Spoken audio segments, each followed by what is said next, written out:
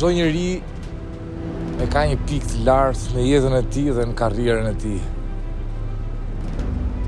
Ndihem njeriu më fatlun në botë për çmimin, për nderin që më shbër personi tim, unë si artist, kontributit 25 vjeçare që kam tentuar t'i jap me anë të artit edhe muzikës sime, për ndryshuar sadopak jetën e kujtdo që ka perceptuar apo ndjer, dhe në fund fare të bëj të reflektoj dhe të ndryshoj ato problematika që unë kam trajtuar.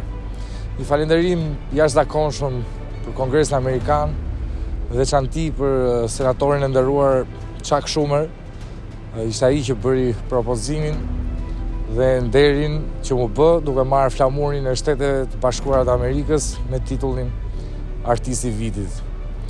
Faleminderit shumë, jo vetëm Kongresit, jo vetëm Shtetet e Bashkuara të Amerikës, por kujdo për jush që ka dhënë kontributin e artistit që unë jam sot. Falenderimi i madh.